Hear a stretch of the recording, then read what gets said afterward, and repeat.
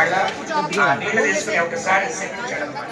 చూడండి, దేవతల్ని మహర్షి శపించాడంటే ఎంత శక్తి, తపశక్తికి భగవంతుడు కూడా లొంగిపోతాడు అనమాట. కూర్చుని ధ్యానం చేయండి దేవుడిని, అది మనలో ఉన్న తపశక్తి అనమాట. అట్లా ఈ భృగు మహర్షి శపించగానే నీకు లింగధారి అయిపోతావు. ఉండదు, ఒక వస్తువు ఉండదు, ఏమీ ఉండదు. సరే, ఈ యజ్ఞ ఫలాన్ని కనీసం శ్రీ మహావిష్ణువైనా సరే స్వీకరిస్తాడేమో అని చెప్పి అక్కడికి వెళ్ళి పలకరిద్దామని చూస్తే శ్రీ మహావిష్ణువు చక్కగా శేషశయ్య పైన పడుకున్నాడు. మహాలక్ష్మి కాళ్ళు వస్తుందట. శ్రీ మహావిష్ణువు అలా యోగ నిద్రలు అలాగే ఉన్నాయట. మహర్షి వజ్రాన్ని గ్రహించారు. ఈయన ఏం చేశాడు?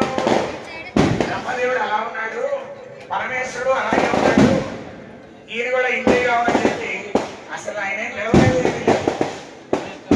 వెళ్తూనే అమాంతంగా శ్రీ మహావిష్ణువు గుండెల మీద ఎగిరి ఒక్క తన్ను తన్నాడు ఆయన. కానీ